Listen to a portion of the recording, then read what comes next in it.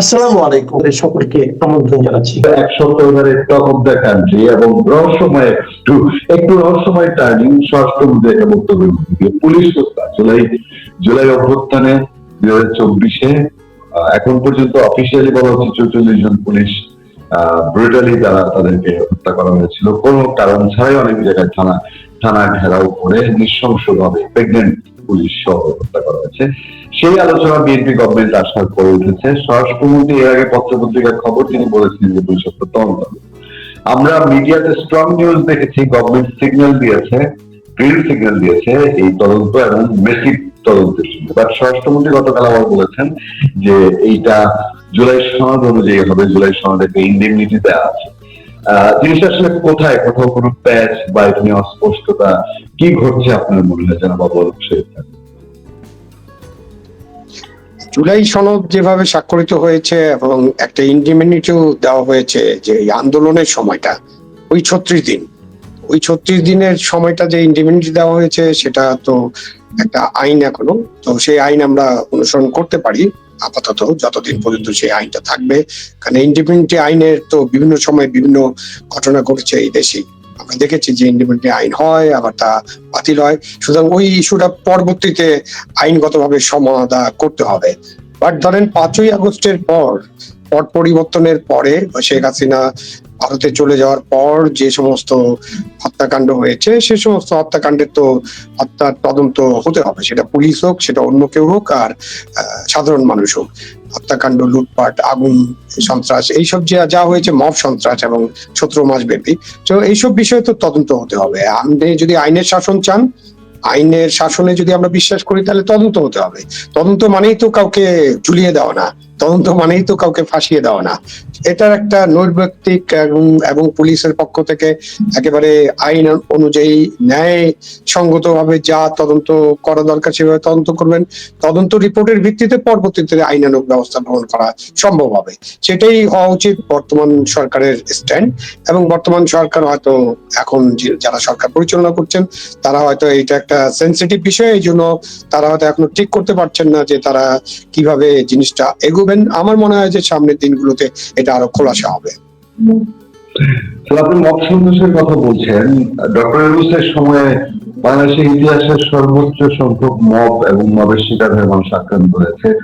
Doctor Yunus সরকার বিদায় হওয়ার পরে তার দুর্নীতি, অনিয়ম, মব সন্ত্রাস, উপদেষ্টাদের বিভিন্ন অনিয়ম, রাষ্ট্রপতিকে ডক্টর ইউনূসের অপমান করা, উপদেষ্টাদের অপমান করা, ইভেন তো এখনো এনসিপি নেতা নাহিদ ইসলাম কনভেনার, সে এখনো বলছে রাষ্ট্রপতি ফেসিবাদের দোষর। রানীর রাষ্ট্রপতি আছেন, তাকে বলা হচ্ছে ফেসিবাদ, তাকে অভিশংসনের কথা বলা হচ্ছে, তাকে গ্রেফতারের কথা বলা হচ্ছে। এই যে ইউনূস সরকার বিদায় হলো, এই সরকার বিদায়ের পর এই যে এত অভিযোগ, আমরা জানি যে দুর্নীতি দমন কমিশনের উপদেষ্টাদের নামে ইভেন চিফ অ্যাডভাইজার সহ, এক্স চিফ অ্যাডভাইজার সহ অসংখ্য অভিযোগ জমা হয়েছে। বাট আমরা খুব লক্ষ্য করছি যে বাংলাদেশে এখন ক্রিয়াশীল যে রাজনৈতিক দল, mainly BNP, Jamaat Islami, NCP, তারা এইসব বিষয়ে খুব কথা বলে না। আমরা মিডিয়ায় দেখি, সোশ্যাল মিডিয়ায় দেখি, আমরা টক শোতে দেখি, প্রচুর অভিযোগ। মানুষ বসতেই সুযোগ পেলে, ইভেন পাবলিক মানুষ, সাধারণ মানুষ মুখ খুঁজছে তাদের অনিয়ম, দুর্নীতি, অপশাসন নিয়ে। দুঃসহ শাসন, দম ফেলার সময় ছিল না। কিন্তু বড় রাজনৈতিক দলগুলো কারো কোনো এই বিষয়ে প্রতিক্রিয়া দেখি না। এইটা কারণটা কি, কেন মনে হয়? এটা কি ওনারা মনে করেন যে পুলিশের শাসন খুব ভালো ছিল বা এরকম কিছু? আপনার রাজনৈতিক দলগুলো কি রেসপন্স করবে, তারা সেটা ভালো বিবেচনা করতে পারে। আর রাজনৈতিক দলগুলো রেসপন্স করাটা কি খুব যুক্তিসঙ্গত হবে কিনা এটা নিয়ে আলোচনা হতে পারে, কারণ আমরা এইভাবে কখনো আলোচনা করি না। ধরেন কারো বিরুদ্ধে কোনো অভিযোগ তদন্ত হবে, তদন্তের জন্য দাবি আছে বা অভিযোগ দাখিল করা হয়েছে, সেটা আইন শৃঙ্খলা রক্ষাকারী কাছে হোক, অথবা দুদকে হোক, অথবা বাংলাদেশ ব্যাংকের ইন্টেলিজেন্স ইউনিটি হোক, বা আয়কর বিভাগে হোক। এটা একজন মানুষ বা অনেকেই এই ধরনের অভিযোগ দাখিল করতে পারেন। তারপরে সেই অভিযোগটা আসলে আইন অনুযায়ী তদন্ত হওয়াটাই বাঞ্ছনীয়, তদন্ত হওয়া উচিত এবং তদন্ত হবে।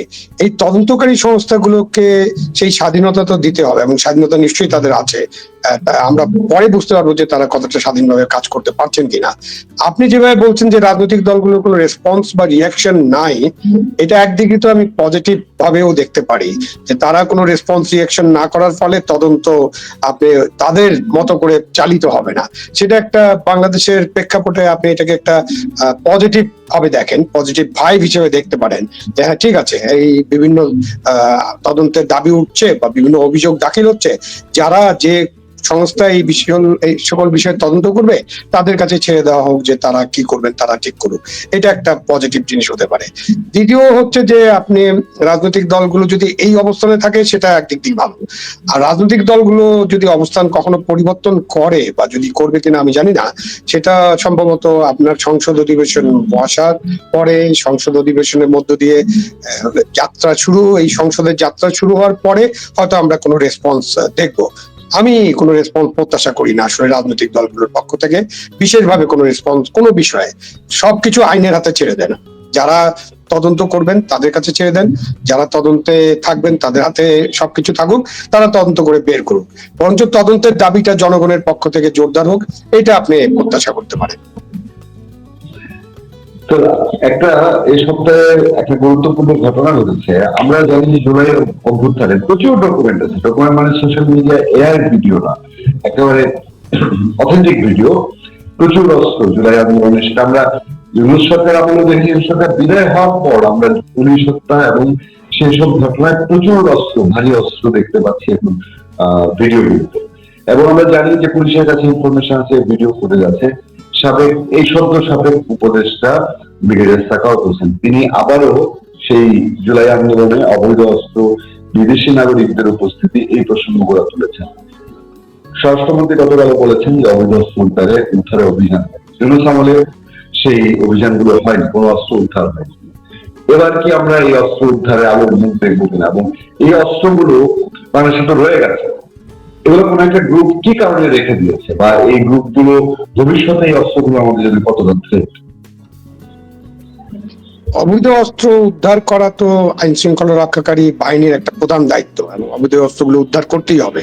আপনি যখন অবৈধ অস্ত্রের কথা বলেন, অবৈধ অস্ত্র তো আপনার থানা লুট হয়েছিল, থানায় আগুন দেওয়া হয়েছিল, অনেক ঘটনা ঘটেছে, অনেকে নিহত হয়েছেন, অনেককে হত্যা করা হয়েছে এবং অস্ত্র লুট করা হয়েছে। তার 2/3 অস্ত্র নাকি সরকারের আমলে, অন্তর্বর্তী সরকারের আমলে উদ্ধার হয়েছে, বাকি 1/3 অস্ত্র এখনো উদ্ধার হয়নি। এবং একসময় সরকারের উপদেষ্টা বলেছিলেন যে ওইসব অস্ত্র নির্বাচনে ব্যবহৃত হবে না। তখন এটা নিয়ে বেশ অনেক কথাবার্তা হয়েছিল, হাসাহাসি হয়েছিল যে উনি কিভাবে জানলেন যে অবৈধ অস্ত্র নির্বাচনে ব্যবহার করা হবে না, তাহলে কি ওনার সাথে তাদের যোগাযোগ আছে কিনা। যাই হোক, সেসব পুরানা বিষয়ে না গিয়ে এখন নতুন সরকার তো অবশ্যই অবৈধ অস্ত্রগুলো উদ্ধার করতে হবে, সেটা থানার লুট হওয়া অস্ত্র হোক আর অন্য পথে আসা অস্ত্র হোক।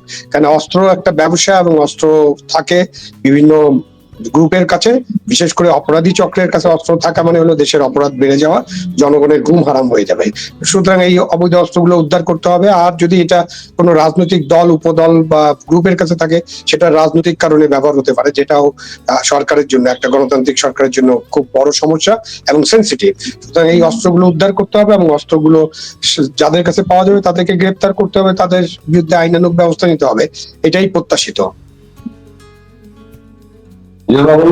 আমি যে জিনিসটা জানতে চাই যে বাংলাদেশে আওয়ামী লীগের একটা বড় সমর্থক গোষ্ঠী রয়ে গেছে এবং নির্বাচনে তারা প্রভাব ফেলেছে। গতকালকে একটা দল, জনতার দল, অভিযোগ করে বলেছে, মানে কথা তাদের তো ডেলিভারেন্সটা একটা ছিল এরকম যে ইলেকশন তো হাইজ্যাক করে নিয়েছে আওয়ামী লীগ, আওয়ামী লীগের ভোট সব বিএনপিতে পড়েছে, বিএনপি পাস করেছে।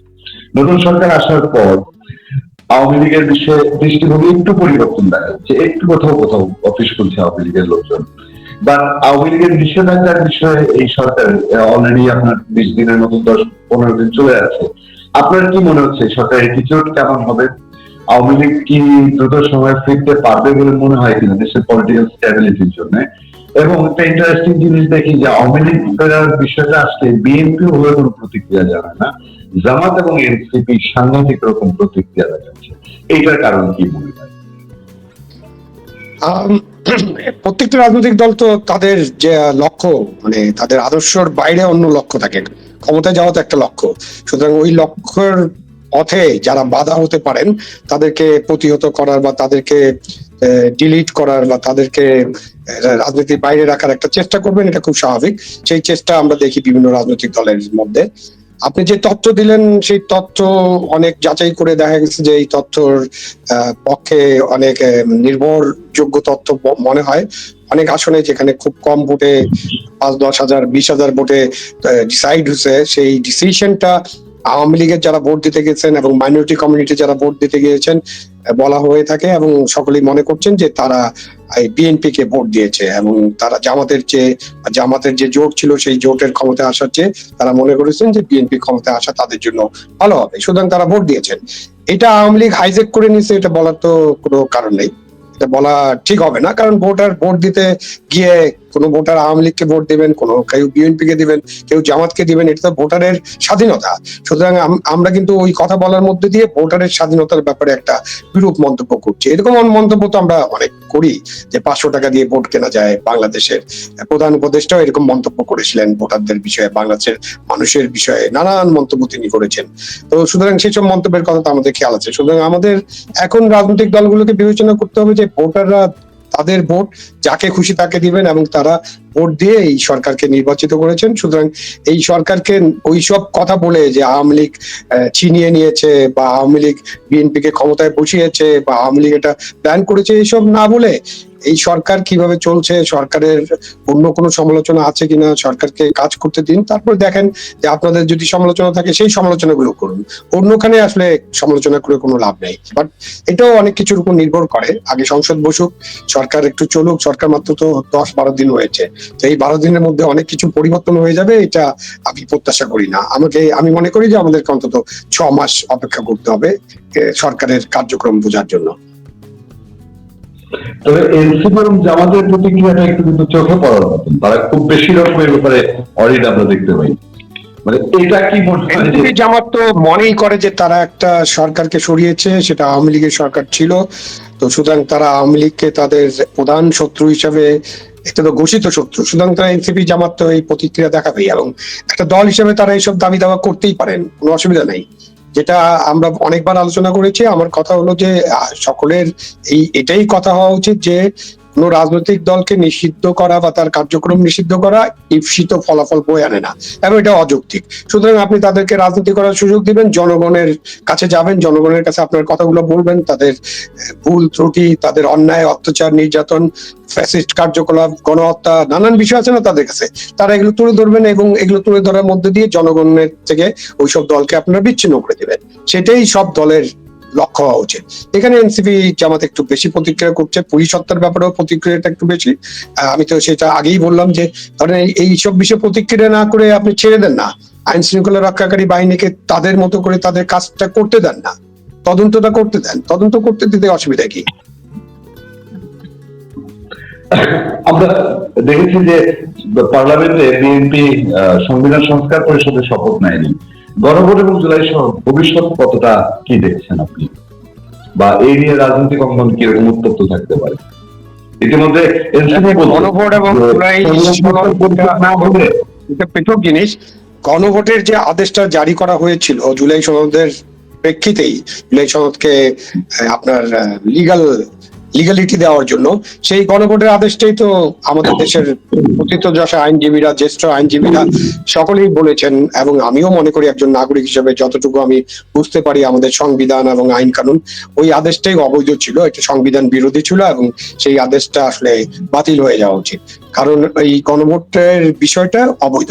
তো সুতরাং এইটা নিয়ে একটা রিট পিটিশন শুনেছি, সুতরাং এই রিট পিটিশনের মধ্য দিয়ে আমরা হয়তো আরো একটু খোলাসা কিছু পাবো কিনা সেই প্রত্যাশা করতে পারি। বাট গণভোটের আদেশটা রাষ্ট্রপতি যেভাবে এই আদেশ জারি করেছেন সেই আদেশ সংবিধান সম্মত নয়, সংবিধান সম্মত হয় নাই, সেটা একটা বড় ইস্যু। আরেকটা ইস্যু হলো যে আপনি গণভোটের পক্ষে যে ইয়েস ভোট যাই আপনি গুনে পেলেন 4 কোটির মতো, 12 কোটির মধ্যে 4 কোটি লোককে আপনি ইয়েস ভোটের পক্ষে পেয়েছেন। সুতরাং 12 কোটি ভোটারের মধ্যে 8 কোটি ভোটার তাহলে ভোট যারা দেন নেই, যারা ভোট নষ্ট করেছেন, যারা না ভোট দিয়েছেন, তারা তো মেজরিটি হয়ে যাওয়ার কথা। সুতরাং এইগুলো আরো গভীরভাবে পর্যালোচনা করে দেখবে বর্তমান সরকার বা আমাদের সংসদ, সেটা আমরা প্রত্যাশা করি। এবং এই সংসদকে সাংবিধানিক সভা করার কোনোই কারণ নেই, এবং সে কারণে বিএনপি খুবই একটা যৌক্তিক এবং রাইট ডিসিশন নিয়েছে যে তারা সংবিধান সভার কোনো শপথ গ্রহণ করেনি। তারপরে দেখা যাক জল গড়াক। আমি সবচেয়ে জানতে চাই ডক্টর মোহাম্মদ ইউনূস বহু আলোচিত ক্যারেক্টার, তিনি খুব ব্যতিক্রমী ভাবে তার 1 বছরের সিকিউরিটি নিশ্চিত করেছেন, এসএসএফ সিকিউরিটি বাংলাদেশের সর্বোচ্চ রাষ্ট্রীয় সিকিউরিটি, এবং তিনি সম্মান ভিভিআইপি সম্মান নিয়েছেন। তা আমলে তিনি 12 তারিখ ইলেকশন আছে, 10 তারিখে তিনি তার এইসব নিশ্চিত করেছেন। কেন মনে হয়, কারণ কি? এবং এই ব্যতিক্রমী কার্যক্রম আগে 3 মাসের জন্য যারা উপদেষ্টারা বিদায় নিতেন চিফ অ্যাডভাইজার, তাদের 3 মাসের জন্য সিকিউরিটি দেওয়া, তিনি 1 বছরের জন্য নিলেন। সিগনিফিকেন্ট কেন বা কি পার্থক্য আছে? হ্যাঁ, 3 মাসের জন্য যখন তারা আসতেন তখন তো তারা এটার প্রয়োজন বোধ করেননি, কেন তারা সকলের সমর্থনে এসেছিলেন, মানে সকল ক্রিয়াশীল রাজনৈতিক দলের সমর্থনে। 1/11 পরেও কিন্তু ওই সরকারটা 2 বছর ছিল, সেখানকার যে প্রধান উপদেষ্টা ছিলেন তিনিও এই সুযোগটা নেননি। সুতরাং আপনি যে 3 মাস না 2 বছর না 1.5 বছর কে কতদিন থাকলো তার ভিত্তিতে এই সুযোগটা দেওয়া হবে কিনা একটা আলোচনার বিষয়। এখন তো এটা উনি আইন পাশ করেছেন, শুধু একটা বিষয় নিয়ে আলোচনা করেন কেন, উনি কি কি করেছেন এটা তো লম্বা লিস্ট আছে। তো ওই তার লম্বা লিস্টের মধ্যে তার যে কনফ্লিক্ট অফ ইন্টারেস্ট, তার যে ব্যবসা বাণিজ্য, তার যে অনেক কিছু সাথে এটা আরেকটা পালক যোগ হয়েছে। আপনি এই পালকটা তার মাথায় যোগ করে দেন, অসুবিধা নাই। মানে আপনি কি মনে করছেন যে তিনি ঝুঁকি ফিল করছেন এইসব দিক থেকে? না, ঝুঁকির জন্য যে এটা করেছেন এরকম না, বাট ভিভিআইপি মর্যাদা তো ভালোই, মানে এটা কিন্তু এই নির্বাচিত সরকারও যে কাউকে কিন্তু এরকম মর্যাদা দিতে পারে। আপনি আমাদের পার্শ্ববর্তী দেশ ভারত আছে, পৃথিবীর অনেক দেশে আছে যে আপনার যারা বিরোধী দলীয় নেতা, যারা বিরোধী দলে আছেন বা যারা দেশের খুবই গুরুত্বপূর্ণ ব্যক্তি, তাদের নিরাপত্তার জন্য ব্ল্যাক ক্যাট কমান্ডোস কিন্তু নিয়োগ করা হয়। সুতরাং ওনার নিরাপত্তা ঝুঁকি যদি থাকে সেটা বর্তমান সরকার আলাপ আলোচনা করে তারা কিন্তু নিরাপত্তা ঝুঁকির জন্য প্রয়োজনীয় ব্যবস্থা নিতেই পারতেন। কিন্তু উনি, আপনি যেটা বললেন যে 10 তারিখে এই গেজেটটা ইস্যু হয়েছে, খুবই মানে এটা অবাক করা কাণ্ড বলতে পারেন আপনি। বাট আমি তো এক কথাই বলে দিলাম যে তার অনেকগুলো পালক যুক্ত হয়েছিল, কনফ্লিক্ট অফ ইন্টারেস্ট আপনি যদি বিবেচনা করেন, সেই পালকে এটা আরেকটা পালক তার যুক্ত হয়েছে। সুতরাং এই বিষয়ে বেশি কথা বলার দরকার কি, উনি তো যা যা করেছেন সবাই তো, দেশবাসী তো জানে কি কি করেছেন উনি। এবং উনি প্রধান উপদেষ্টা থাকার সময় উনার সংগঠন বা উনার ব্যবসা বাণিজ্যের জন্য কি কি কাজ করেছেন সেটাও তো দেশবাসী সকলেই জানেন। মধ্যপ্রাচ্যের যুদ্ধ এক ভয়ঙ্কর পরিস্থিতির দিকে যাচ্ছে, সেটা আঁচ করে নরেন্দ্র মোদী তড়িঘড়ি আজকে সিসিএস এর বৈঠক ডেকেছেন, council of cabinet committee on security.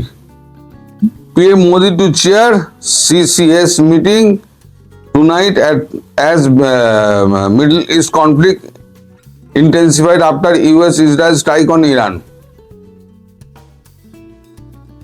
একটু আগে এই নিউজ ফ্ল্যাশ এসছে, এখন মোদি বৈঠক করছেন। Prime Minister Narendra Modi is chairing a meeting on Cabinet Committee on Security Council CCS upon returning to Delhi Sunday night, HT has learned. এক্ষুনি দিয়েছে 9:57 তো এখন এটা ছেড়েছে এই খবরটা, এদিকে আমরা দিলাম। আর এদিকে ইরান ভয়ঙ্কর ভাবে যুদ্ধে নেমে গেছে।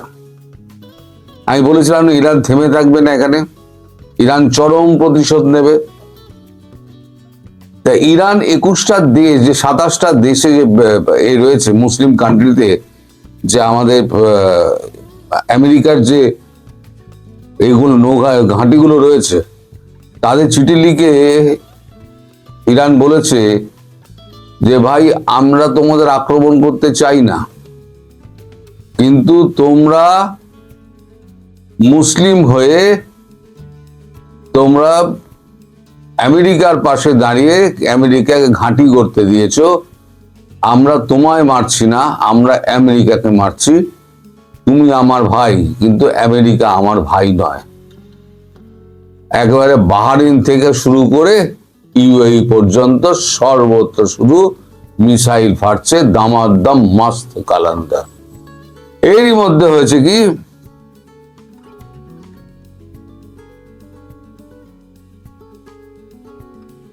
আচ্ছা, আল জাজিরা লিখছে 3 US service member killed in Iran operation as Israeli rescuers say 9 dead in Iran strike. ইরানের স্ট্রাইকে 9 জন ইউএসএ সোলজার মারা গিয়েছে, আল জাজিরা লিখছে। 9 জন, শুরু হয়েছে বডি ব্যাগ পড়া। আচ্ছা, বিবিসি লিখছে কি, ও সিএনএন লিখছে US troop killed during Iran operation.